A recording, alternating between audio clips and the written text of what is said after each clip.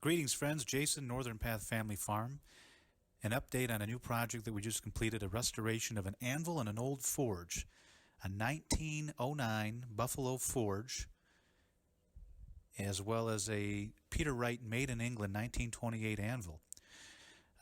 212-pound anvil. Started off working on the forge. This is an old 1909 magazine article. On the top left, you'll see the actual forge that we obtained.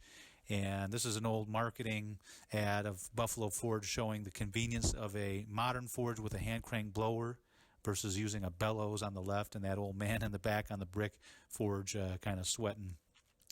And we started off bare bones, just cleaning this old forge up. We took it apart, bolt by bolt, screw by screw, everything, and cleaned up everything with a wire wheel, repaired areas that we needed to.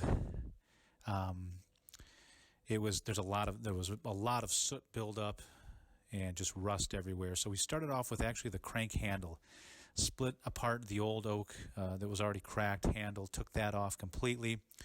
The idea here was to duplicate that on our lathe. So this is a piece of cherry stock. We actually made one out of cherry. It was a little too soft, so then we went ahead and made one out of some harder locust. So these shots here are when we were actually turning the cherry. And this next shot here this is the finished locust piece. So we've got the same dimensions, a little bit more of a beefier handle. And after we completed it on the lathe, we then reassembled it back to the crank arm, and then the little peening here on the end, so it's held in place with a peened end here, upset end. This is just images before and after comparison of doing some cleanup on some of the other components. There's the crank arm shaft retainer housing, cleaned up real nice. And then this next shot here, this is the cover of the gear assembly here. Again, this is like, a 1/4 inch thick of just soot and charcoal and rust, and very messy to clean all of this up. So a lot of it was done outdoors. That's the fan housing, fan cover housing. So again, we took everything apart, bolt by bolt. Every piece was cleaned up on the wire wheel, did a little sanding. Before and after comparison of some of the support arms that actually hold the motor housing in place. Laid everything out on a piece of cardboard and labeled so that we didn't forget where everything went. That really helped in reverse when we had to put everything back together. Here's a shot of the fan reassembled inside the housing.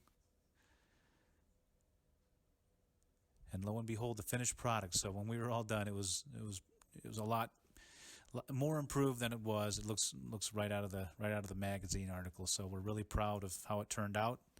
Nice and clean.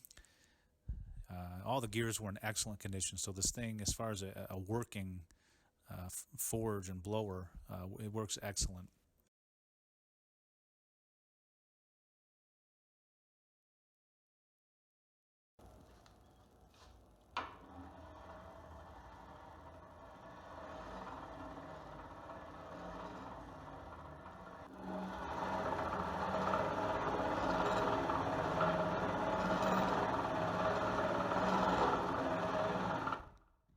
So with the Peter Wright anvil, what we did was very simple compared to the working on the forge. We just cleaned it up with a wire wheel, but we did build a custom kind of old world antique looking pedestal base that we could fit that on.